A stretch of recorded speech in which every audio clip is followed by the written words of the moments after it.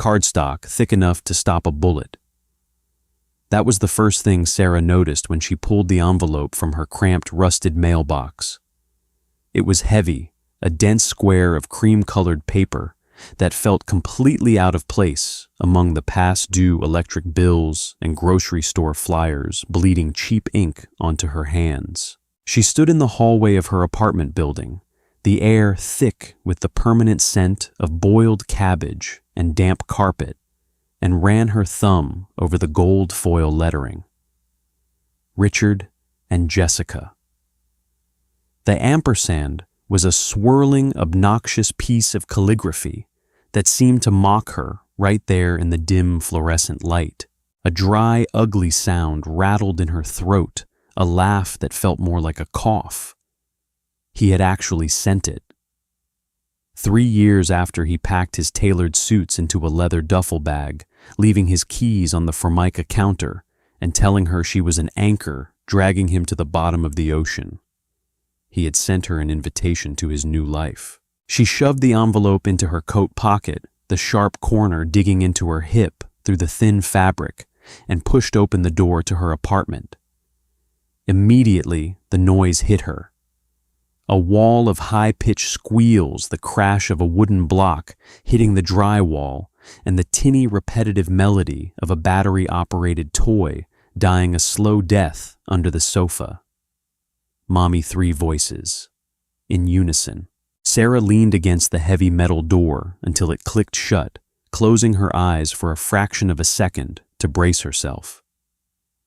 The smell of her home was a chaotic blend of sour milk, cheap lavender floor cleaner, and the faint metallic tang of exhausted radiators. Richard didn't know about the voices. He didn't know about the blocks or the spilled juice or the tiny bruised knees. When he left, Sarah was 6 weeks pregnant. He had looked at the positive test sitting on the edge of their chipped bathtub, his face draining of color, and handed her an envelope with $3,000 in cash 2 days later. Fix it, he had said, his voice flat stripped of whatever warmth she once thought existed there. I'm not doing this, Sarah. I'm not spending the next 18 years suffocating in a minivan. She hadn't fixed it. She hadn't spent his money either. She kept it in a mason jar under the sink, wrapped in a plastic bag, gathering dust like a cursed relic. But what she got at her first ultrasound wasn't just a baby. It was 3 rhythmic, fluttering heartbeats on a black and white monitor. Now sitting at the small kitchen table, she finally tore the thick envelope open. The wax seal fractured into brittle red shards, scattering across the sticky vinyl tablecloth. The invitation was a masterpiece of passive-aggressive triumph. Embossed roses, a venue in the Hamptons, and a handwritten note at the bottom, penned in Richard's slanted, hurried script. Sarah, hope you can make it. No hard feelings. Let bygones be bygones. Drinks are on me. R. She stared at the blue ink until the letters blurred. No hard feelings. The sheer, unadulterated arrogance of it. He wasn't inviting her to mend a bridge. He was inviting her to look at his new castle. He wanted his poor, struggling ex-wife to stand in the back row, wearing a cheap dress, holding a watered-down cocktail, and marveling at the wealthy, pristine bride he had upgraded to. He wanted her to witness his victory, her hands rough and cracked from double shifts, wiping down the counters at a local diner, trembled.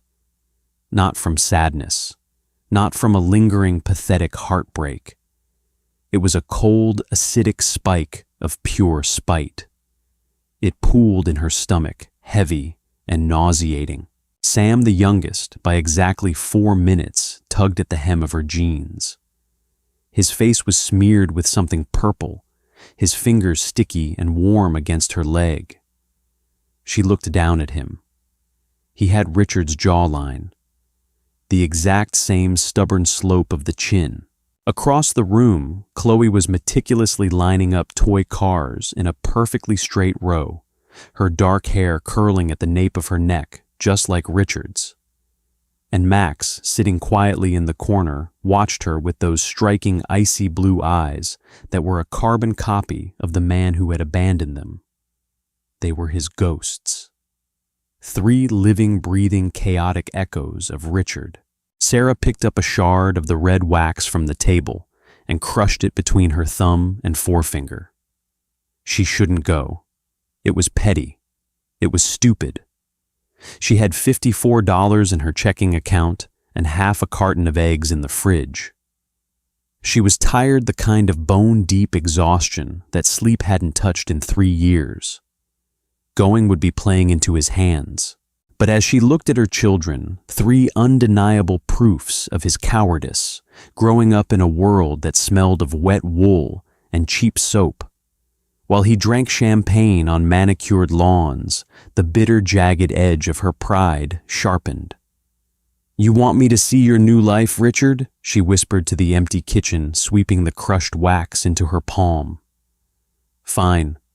Let's see how you like yours." The following 3 weeks were an exercise in manic, sleep-deprived lunacy. Sarah worked a 3rd shift, restocking shelves at a pharmacy, just to offset the financial ruin she was about to willingly inflict upon herself. Every muscle in her back screamed the fluorescent lights of the aisles burning into her retinas, but the spite kept her moving. Spite was a fantastic stimulant. It tasted like black coffee and copper, and it required no prescription. The mason jar under the sink came out, Richard's $3,000. The fix-it money. She dumped the crisp old bills onto the threadbare rug of her living room, feeling a sickening twist of guilt. This was emergency money. This was an ER visit, a broken-down car, a month of rent. Spending it on revenge was the definition of foolishness. She knew that. Her hands hovered over the cash, the rational part of her brain screaming to put it back to buy winter coats, to pay the heating bill in advance. But rationality had packed its bags the moment she read, "Let bygones be bygones." First, the outfits. She couldn't afford designer clothes for the triplets, so she took a bus to a high-end consignment shop 3 towns over where the air smelled of potpourri and entitlement. She spent hours digging through racks of cast-off clothing from wealthy toddlers. She found 2 miniature charcoal suits for the boys barely worn, smelling faintly of cedar, and a dark velvet dress for Chloe that looked like a tiny morning gown. At night, under the dim buzzing bulb of her kitchen, she tailored them. She pricked her fingers raw with a sewing needle, pinning and tucking the fabric until the clothes fit their small frames flawlessly. She ironed creases so sharp they could cut glass. They weren't going to look like the children of a diner waitress. They were going to look like heirs to a throne he didn't know existed. Then came the transportation. She sat on her unmade bed, the phone pressed to her ear, listening to the hold music of a luxury rental company. When the dispatcher answered, Sarah's voice didn't shake. "I need a limousine," she said, staring at a water stain on the ceiling. "The longest, most obnoxious one you have. Black. Tinted windows. And I need it to pull up to the Birchwood Country Club exactly at 3:30 on Saturday." The price the man quoted made her stomach pitch sideways. It was 1/3 of the jar. She swallowed the bile in her throat and gave him her details. Her own armor was harder to find. She didn't want a new dress. She wanted him to recognize her, but not pity her. Deep in the back of her closet, stuffed inside a plastic dry cleaning bag, was a silk slip dress she had worn on their 3rd anniversary. It was an emerald green, so dark it almost looked black, cut on the bias to cling to the skin. It used to drape loosely. Now, after carrying 3 children and living on coffee and adrenaline, it fit differently. It clung to the sharp angles of her collarbones, the taut lines of a body that had survived a war he had deserted. The morning of the wedding was a logistical nightmare of wet wipes, hairspray, and bribery. "Hold still," Max Sarah hissed through clenched teeth, trying to slick back his dark hair with a dab of pomade.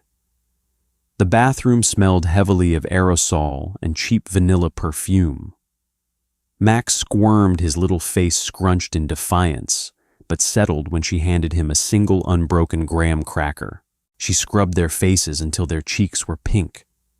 She polished their tiny scuffed thrift store shoes with a rag and a dollop of cooking oil until they shined. She dressed them in the tailored velvet and wool, stepping back to look at them. Her breath hitched. The resemblance wasn't just passing, it was violently obvious. Sam had Richard's brooding brow. Chloe had his exact nose and the curl of his lip. Max was a miniature clone, right down to the cold, assessing stare.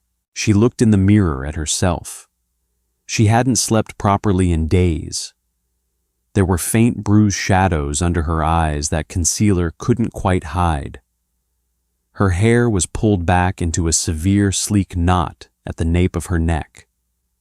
She applied a dark blood-red lipstick, the only new thing she had bought for herself, an $8 tube from the pharmacy. She didn't look radiant. She didn't look like the glowing, triumphant heroine of a movie. She looked dangerous. She looked like a woman who had nothing left to lose. A heavy knock rattled the apartment door. Mommy Big Car Chloe pointed a sticky finger toward the window, her velvet sleeve bunching at the elbow. Sarah looked out. Taking up half the block idling with a low, guttural purr was 30 feet of polished black metal. The chauffeur, an older man in a slightly ill-fitting uniform, was standing by the door looking warily at the cracked sidewalk and the overflowing dumpsters. Sarah grabbed her small clutch, her hands suddenly damp with sweat. The reality of what she was doing crashed over her. She was crashing a high society wedding. She was introducing 3 uninvited toddlers to a crowd of rich strangers. It was unhinged. She felt a wave of dizziness, the acidic coffee churning in her gut. She could just cancel. She could pay the driver for his time, take the kids to the park, and eat ice cream until they felt sick. Drinks are on me. She gripped the brass doorknob. Her knuckles turned white. "All right, kids," she said, her voice dropping an octave, steadying herself. She turned to the 3 small figures staring up at her. "Remember the rules. No screaming. No touching anything sticky. And when we get out of the car, you hold hands and walk slow." Max nodded solemnly. Sam shoved the rest of the graham cracker into his mouth. Sarah opened the door. The humid, trash-scented air of the hallway hit her, but she didn't flinch. She marched her troops down the chipped concrete stairs, the heavy velvet and wool of their clothes rustling softly in the quiet stairwell. When the chauffeur opened the heavy limo door, the smell of cheap leather conditioner and pine air freshener wafted out. Sarah bundled the kids into the cavernous back seat, the neon lights lining the ceiling, reflecting off their wide, bewildered eyes. She slid in next to them, the leather squeaking beneath her silk dress. "Where to, ma'am?" the driver asked through the partition, his eyes flicking to the rearview mirror. "Birchwood Country Club," Sarah said, staring straight ahead at her own pale reflection in the tinted glass. "Take the scenic route. I want to arrive right in the middle of the vows."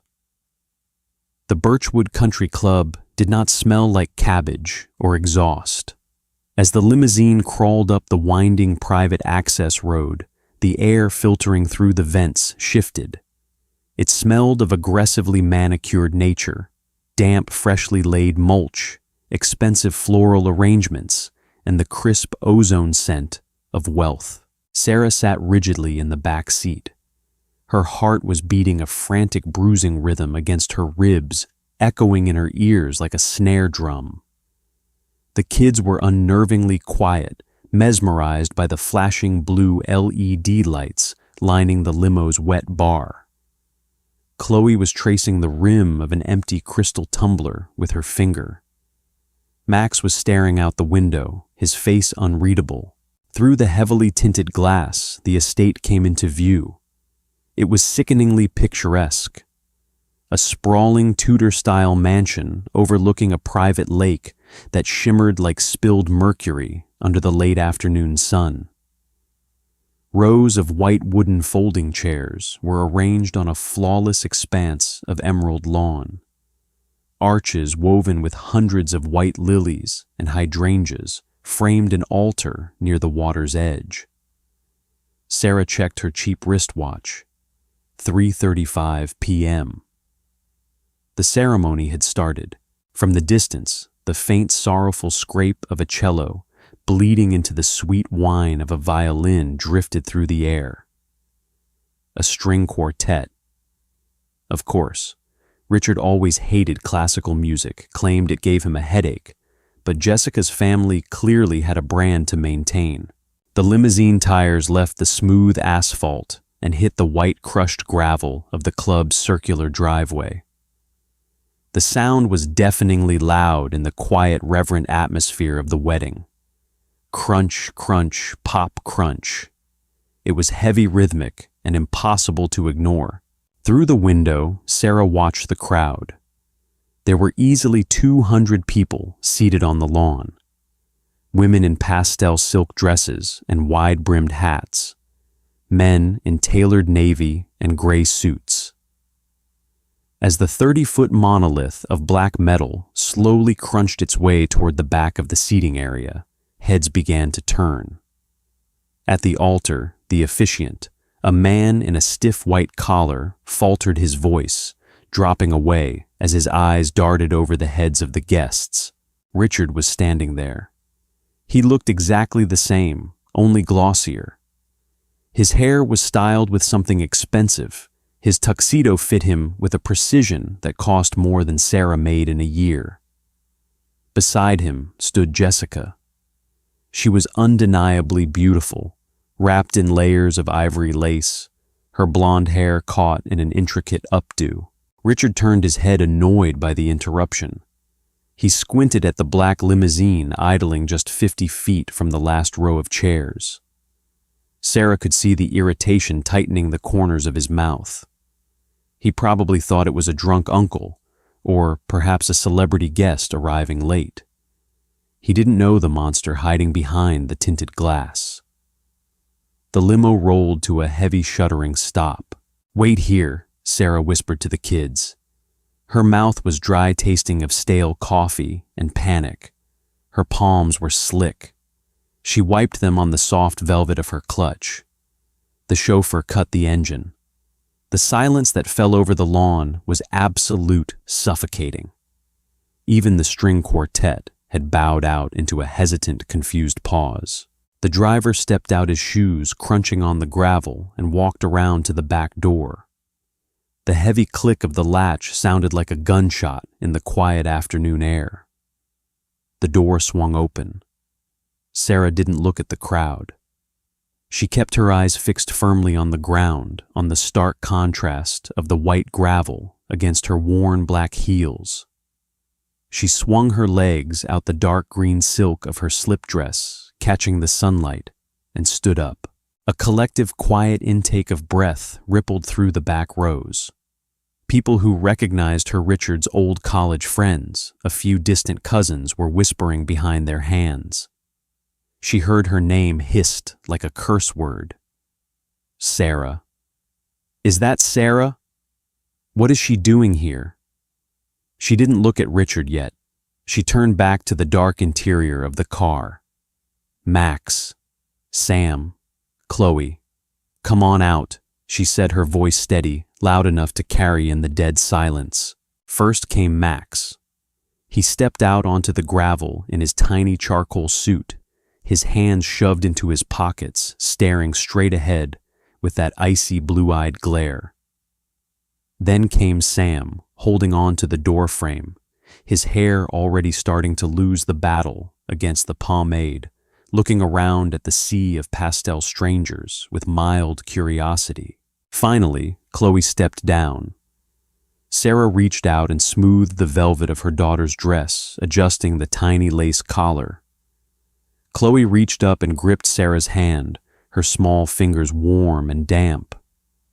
Sarah took a deep breath, the scent of the white lilies suddenly cloying, coating the back of her throat like syrup. She gripped Sam's hand with her other hand, and Max stood dutifully by her hip.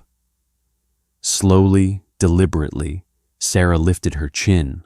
She looked past the sea of shocked faces, past the whispering women clutching their designer purses, past the wide-eyed groomsmen. She locked eyes with the man at the altar. Richard was frozen.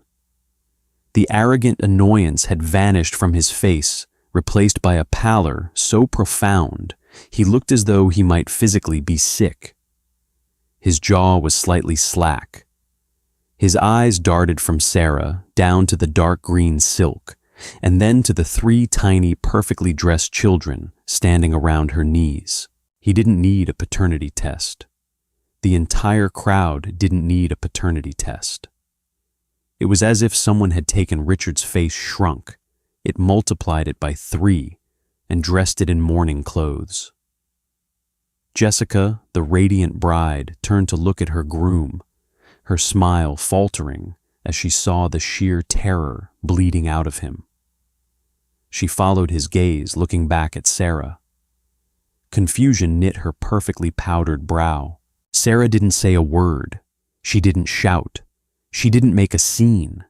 She simply stood there on the white gravel, a dark, bruised specter from a life he tried to bury, holding the hands of the legacy he ran away from. The silence stretched thin and fragile as a wire pulled taut. Someone in the second row dropped a champagne flute. It hit the grass with a muffled thud, the crystal shattering against a hidden rock. The sound snapped the spell. Murmurs erupted. Hushed, frantic whispers grew into an audible buzz. Sarah felt a slow, dark smile tug at the corner of her lips, cracking the cheap red lipstick. The spite in her stomach had cooled, hardening into something solid, heavy, and undeniably satisfying. No hard feelings, Richard. She squeezed her children's hands, anchoring herself to the only real things in this manicured illusion. She had crashed the gates. Now she just had to watch the castle burn. Heat baked the crushed white stones beneath Sarah's thin-soled heels. It was that dense late-afternoon coastal warmth, the kind that made the heavy silk of her slip dress cling uncomfortably to the small of her back. The silence stretching across the Birchwood Country Club lawn wasn't empty. It was thick, loaded with the electric hum of 200 people holding their breath. Richard moved first. He didn't stride with the arrogant confidence of a groom taking charge of a disruption. He stumbled. Just a fraction of a second, his polished Oxfords catching on the edge of the manicured turf as he stepped down from the altar. He left Jessica standing alone under the arch of white lilies, her veil catching the breeze like a ghost trying to escape. He marched down the center aisle, his face a canvas of rapidly shifting horrors. Pasty white giving way to an angry mottled red. As he drew closer, Sarah could smell the nervous sweat breaking through the expensive barrier of his sandalwood cologne. He looked older up close. The 3 years had carved thin, hard lines around his mouth, and the perfect tailoring of his tuxedo couldn't hide the rigid, terrified tension in his shoulders. He stopped 4 feet away, close enough that Sarah could hear the shallow, ragged pull of his breathing. What Richard hissed, his voice scraped raw and barely audible over the distant hum of a lawnmower from the next estate. "Are you doing here?" Sarah didn't flinch. She let her eyes drift over his face, cataloging the panic. She felt a weird, detached calm settling over her, like the eye of a hurricane passing over a wrecked coastline. Her feet ached. The blister on her left heel rubbed raw by shoes she hadn't worn since a cheaper, happier time, throbbed in time with her pulse. "You invited me, Richard," she said, her voice entirely flat. "Let bygones be bygones. Isn't that what you wrote? You said drinks were on you. Are you insane?" He leaned in instinctively, trying to shield the view of her from the rows of gaping guests behind him. His hands flexed at his sides as if fighting the urge to physically push her back into the black cavern of the limousine. "You can't be here. You need to leave. Right now. I don't think I will." She shifted her weight, ignoring the sharp bite of the gravel. At her knee, Sam let out a soft, restless whine. The thick wool of his tiny suit was too much for the afternoon sun. He tugged his hand free from Sarah's grip and took a wobbly step forward. He stared up at Richard, head tilted, his little brow furrowed. He pointed a sticky graham cracker-dusted finger directly at the groom's pristine white shirt studs. Shiny Sam announced, his toddler voice cutting through the heavy air with brutal innocence. Richard looked down. He looked at Sam. Then his eyes flicked to Max, who was staring back at him with an unblinking, unnervingly quiet intensity. Finally, he looked at Chloe, who had wrapped her arms around Sarah's leg, hiding her face in the dark green silk. Sarah watched the math happen in Richard's eyes. He had paid for an abortion. He had washed his hands, changed his number, and bought a one-way ticket out of their drowning life. He thought the problem was erased, but here it was multiplied by 3, staring him down in tiny velvet and charcoal wool. The exact shape of his jaw, the precise color of his eyes, living, breathing proof of his cowardice. A choked, guttural sound escaped Richard's throat. It was the sound of a man watching his perfectly curated lie collapse in real time. "Sarah," he whispered, the anger draining out, replaced by a pathetic, reedy desperation. "Please, don't do this. Not today. Jessica's family is watching you." Sarah interrupted, her tone devoid of sympathy. She nodded her head toward the altar. Richard whipped around. Jessica was walking down the aisle.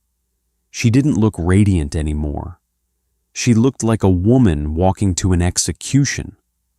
She was holding the heavy layers of her ivory lace skirt bunched in her fists, her knuckles bone white. With every step she took, the whispers from the seated guests grew louder, like a wave gathering momentum. "Look at their faces. My God, they're identical to him. Who is she?" The bride stopped next to Richard. The smell of her perfume, something floral and aggressively expensive, clashed violently with the exhaust still drifting from the idling limo behind Sarah. Jessica looked at Sarah, taking in the dark dress, the severe hair, the cheap blood-red lipstick. Then she looked down. Max stared back at her. He didn't care about her dress or her tears. He just wanted a nap, Richard. Jessica said. Her voice trembled, cracking perfectly down the middle. "Who is this?" Richard swallowed hard. The Adam's apple bobbed in his throat. "Jess, honey, it's a misunderstanding. She's crazy. She's just someone from I'm Sarah." She cut in, her voice slicing cleanly through his panicked stammering. She didn't raise her voice. She didn't need to. The truth was heavy enough to drop the floor right out from under them. "I'm his ex-wife." Jessica blinked, her heavily mascaraed eyelashes fluttering as she tried to process the words. "Ex-wife. But you told me you were divorced 5 years ago. You said you didn't have any." She stopped. She looked down at the triplets again. The color drained completely from her face, leaving only the stark circles of pink blush on her cheeks. "These are my children," Sarah said, her voice dropping to a softer, more lethal register. "Max, Sam, and Chloe. They're 3 years old. Jessica's breath hitched. She looked at Richard, her eyes wide, glassy with unshed tears. 3 years, Richard, we've been together for 2.5. The math clicked into place. The timeline overlaid itself perfectly in the humid air between them. He hadn't left Sarah long before he met Jessica. He had left Sarah for the life Jessica represented. He had traded a pregnant wife in a cramped apartment for a wealthy heiress in the Hamptons and built the foundation of their new relationship on a mountain of omissions. Jess, I can explain, Richard pleaded, reaching out to touch her lace-covered arm. She violently jerked away from him, stumbling backward on her high heels. Don't touch me. Mommy, it's hot, Chloe whimpered, tugging hard on Sarah's dress. The heavy velvet collar was making her neck sweat. Sarah looked down her heart, giving a painful squeeze. The spite had carried her this far, burning like rocket fuel, but suddenly looking at her hot, tired children, the fire began to gutter out. This wasn't their fight. They didn't understand the cruelty of the man standing in front of them, or the humiliation of the woman crying in the wedding dress. They were just hot, and they wanted to go home. I know, baby Sarah murmured, stroking Chloe's dark curls. We're leaving soon. She looked back up at Richard. He looked destroyed, stripped of his armor, his wealth, his carefully constructed facade. He was just a terrified hollow man standing in a gravel driveway. And suddenly, Sarah didn't feel triumphant. She just felt exhausted. What the hell is going on here? The voice boomed from the front row. A man in a sharply tailored navy suit, possessing the same blonde hair and patrician nose as Jessica, was storming down the aisle. Jessica's father. He looked like a man who was used to solving problems by throwing money at them until they disappeared. He smelled faintly of expensive gin and old cigars. Daddy Jessica choked out, finally letting the tears spill over. They cut dark, ugly tracks through her foundation. Richard. The older man barked, his face flushed with indignation. He glared at Sarah, then down at the children. The realization hit him just as fast as it had hit his daughter. The resemblance was impossible to deny. It was a genetic confession stamped onto 3 tiny faces. Are these yours? Richard opened his mouth, but no sound came out. He looked like a fish suffocating on a dock. He couldn't say no, not with 200 people watching, not with his own face staring back at him from Sam's scowling features. And he couldn't say yes, because saying yes meant admitting he had abandoned his pregnant wife to marry into this country club royalty. Answer me, damn it, Jessica's father roared. The string quartet, which had been awkwardly holding their bows in silence, hastily began packing away their instruments. The soft snap of cello cases closing echoed loudly across the lawn. The guests were no longer whispering.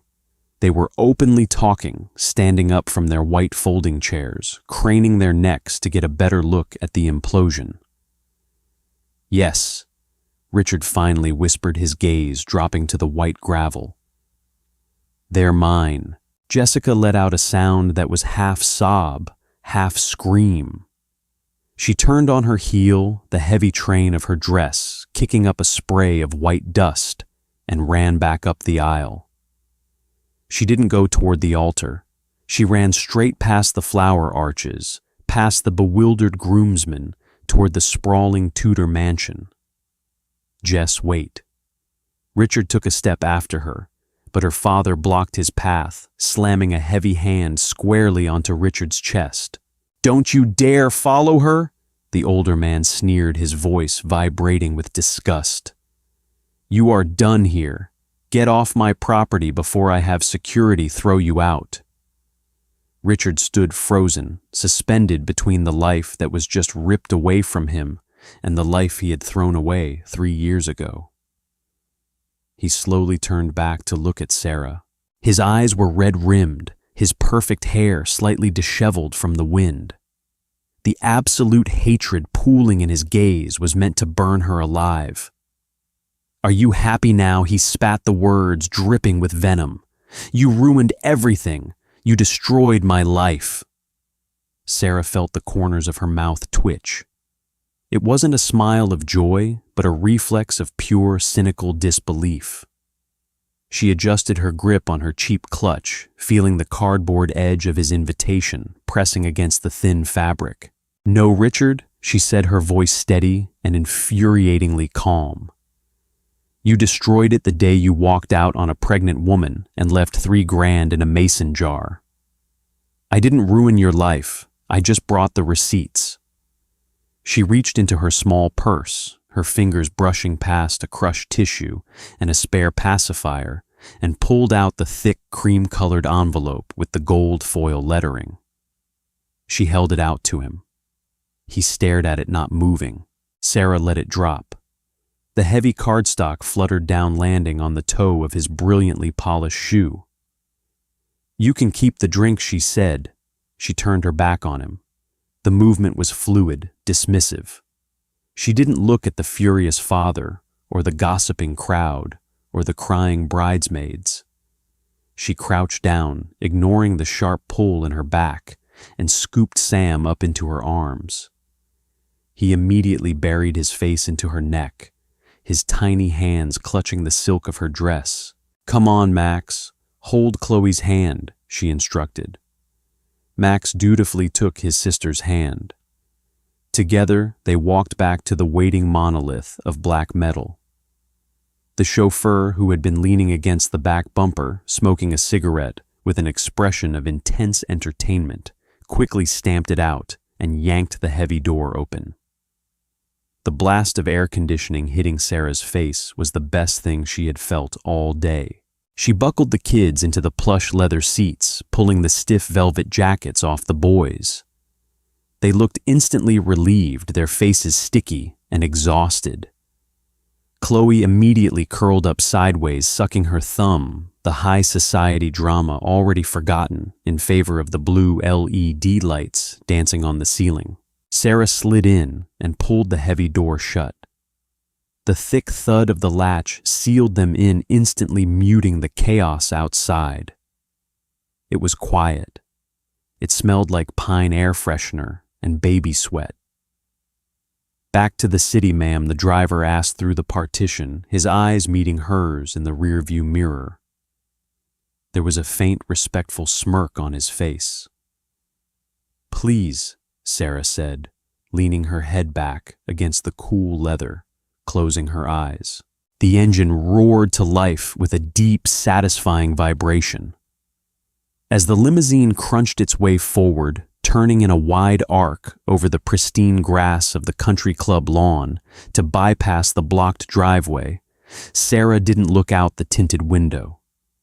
She didn't need to see Richard standing alone in the gravel, or the ruined wedding arch, or the guests scattering like ants. She reached down and kicked off her heels, rubbing her bare feet against the soft carpet. The spite was entirely gone, burned off in the sun.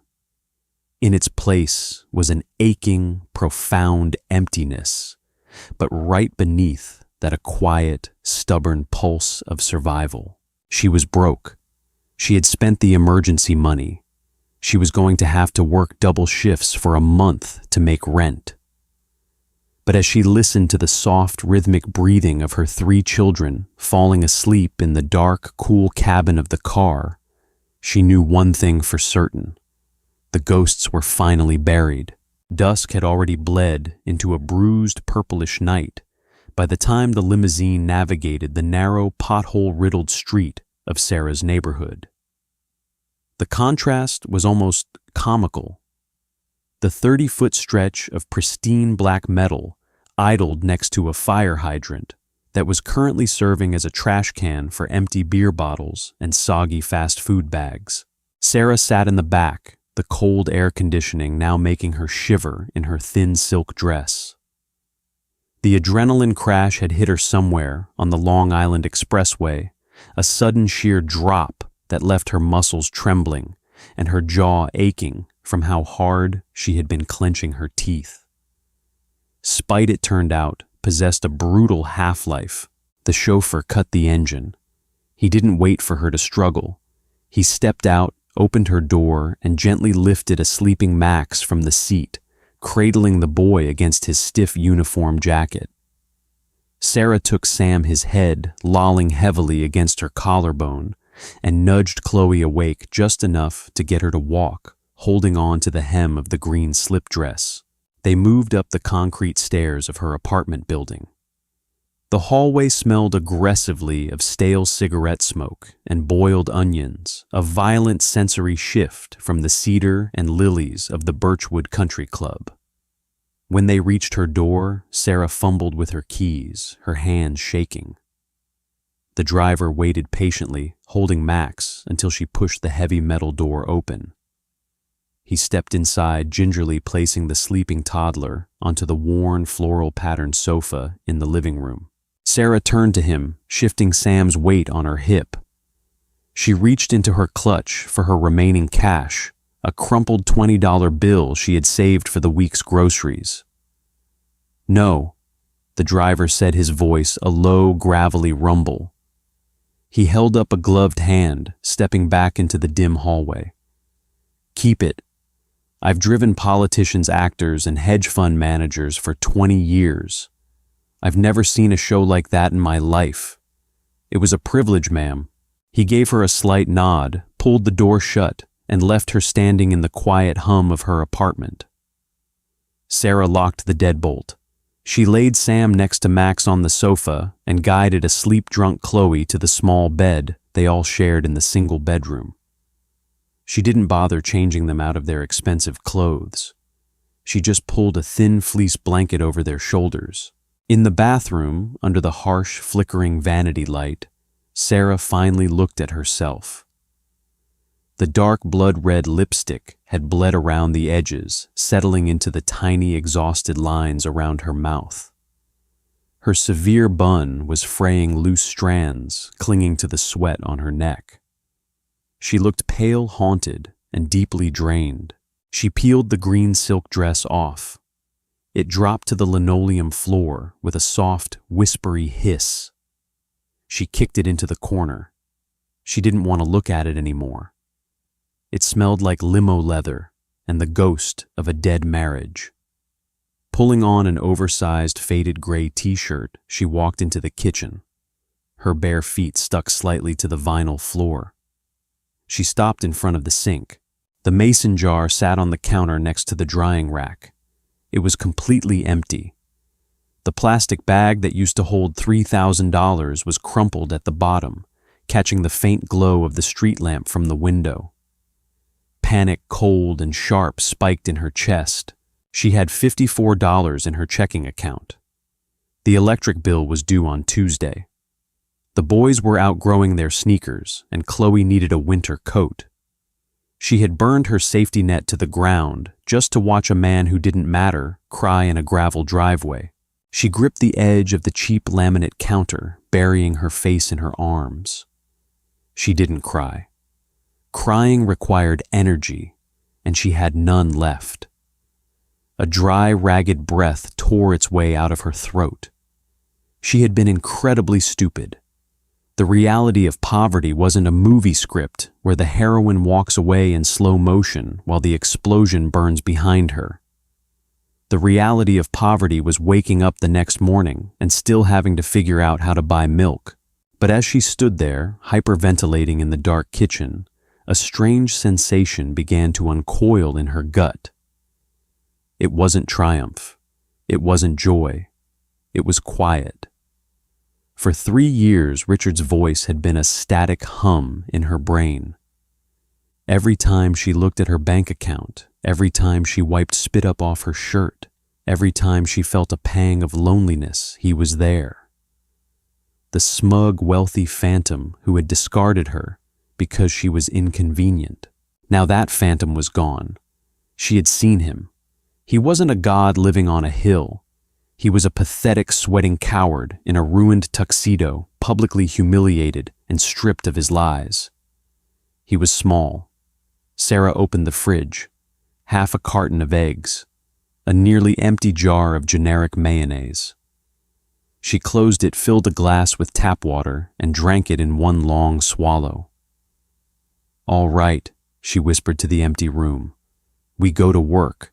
Thursday afternoon smelled like old fryer grease and industrial bleach.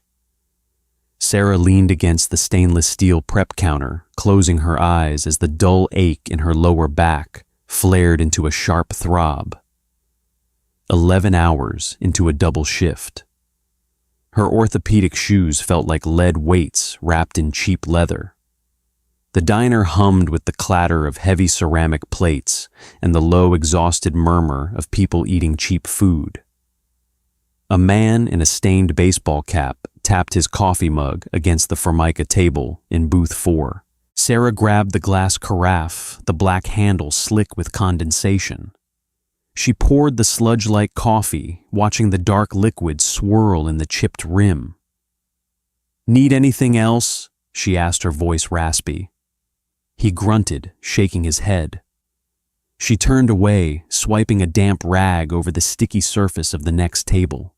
Her phone vibrated in her apron pocket. It wasn't a gentle buzz. It was a frantic, stuttering pulse. She ignored it, carrying a plastic bus tub full of dirty dishes back to the kitchen.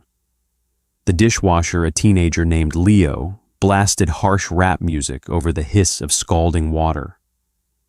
Sarah dumped the tub, wiped her hands on her apron, and finally pulled the phone out. 9 unread messages. 3 missed calls. Unknown number. She stood in the narrow, dimly lit corridor between the kitchen and the mop closet. The screen cast a harsh blue glare on her pale, exhausted face. "Sarah, please pick up. Jessica's dad fired me. I'm locked out of the house. I'm at a motel off a 95. I was stupid. I panicked 3 years ago. I didn't know how to handle it. Can I see them? They're my kids too. Please, Sarah. I have absolutely nothing left." Sarah read the digital text twice. She leaned her head back against the greasy wall, feeling the cold plaster through her thin blue uniform. A year ago, reading these words would have sent a surge of hot, vindictive adrenaline straight into her veins. She would have screenshotted them. She would have laughed until her ribs ached. She had spent 3 years building a monument of hatred for this man, meticulously carving his name into every overdue bill and every sleepless, panic-stricken night. Now she felt absolutely nothing. It was a strange, chilling apathy. The man who had haunted her apartment, the smug phantom who judged her off-brand groceries and exhausted sighs, didn't exist anymore. He was just a terrified, broke guy sitting in a cheap motel room, desperately trying to use the children he abandoned as a life raft. He didn't want Max, Sam, or Chloe. He wanted salvation. Her thumb hovered over the glowing screen. She didn't type a reply. She didn't grant him forgiveness, and she didn't offer a final crushing blow. He wasn't worth the calories it would take to type the words. She tapped the small icon in the corner, scrolled down to the bottom of the screen, and hit block caller. The screen went black. The phantom was dead. "Order up," the line cook yelled, slamming a metal palm bell. Sarah slid her phone back into her pocket. She grabbed the 2 plates of meatloaf and walked back out onto the floor. By the time she clocked out at 7, the city had settled into a damp, biting autumn chill. The crosstown bus was crowded, smelling heavily of wet wool and diesel exhaust.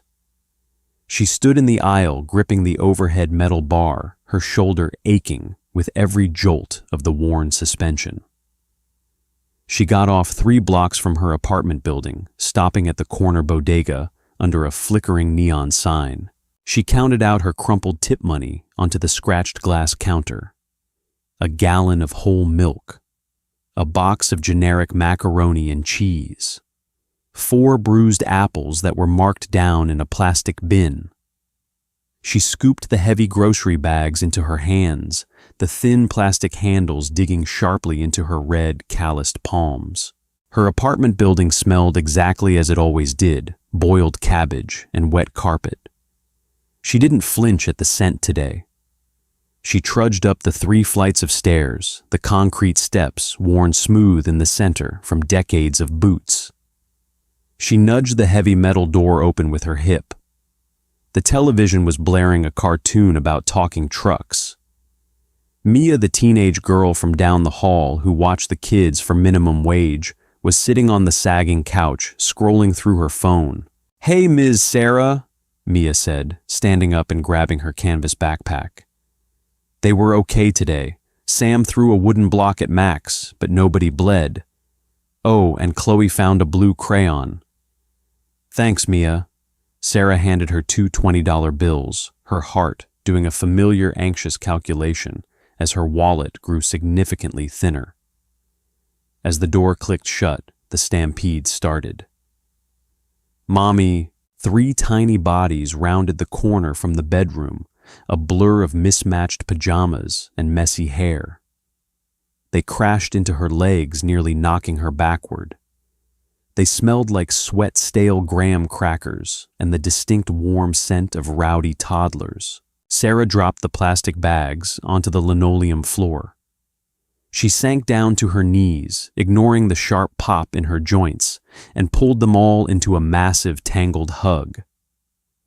Max buried his face in her neck, his cold nose pressing against her skin. Sam tugged at her diner apron, leaving a sticky fingerprint on the blue fabric. Chloe patted Sarah's cheek, her little hand stained vibrantly blue. "Are you guys hungry?" Sarah asked, her voice cracking slightly. "Mac and cheese," Sam yelled, already turning and running back toward the kitchen. Sarah stood up, scooped the bags from the floor, and carried the groceries to the counter. She filled a dented aluminum pot with tap water and set it on the front burner, turning the gas dial until the blue ring of fire flared to life. While she waited for the water to boil, she walked down the short hallway to the bedroom. There, right above the baseboard, was Chloe's masterpiece. A chaotic, jagged storm of blue wax etched deeply into the cheap landlord beige paint. It was loud. It was messy. It was permanent. Sarah traced the heavy, waxy lines with her index finger. A quiet, genuine smile broke across her exhausted face. Her emergency fund was entirely gone. The mason jar under the kitchen sink was completely empty. Tomorrow morning she would have to call the electric company and beg an operator for an extension on her bill. She had traded her only safety net for 30 minutes of petty, expensive revenge. It was foolish, but as the water in the kitchen began to rumble, rattling the lid of the cheap aluminum pot, she realized the truth. Richard was a ghost, trapped in an airport motel with the heavy ashes of his own lies. She was here standing in a cramped apartment that smelled like boiling water and cheap cheese powder, entirely alive. She had walked through the fire, and she had kept the only things that actually mattered. She turned her back on the blue scribbles and walked toward the noise in the kitchen. Wow, what a satisfyingly chaotic conclusion. If you loved watching Sarah burn down Richard's perfect illusion and reclaim her power, hit that like button right now. Share this video with friends who love grounded real-world drama, and don't forget to subscribe to the channel for more intense, satisfying stories. Tell us in the comments below, did Richard get exactly what he deserved? See you in the next one.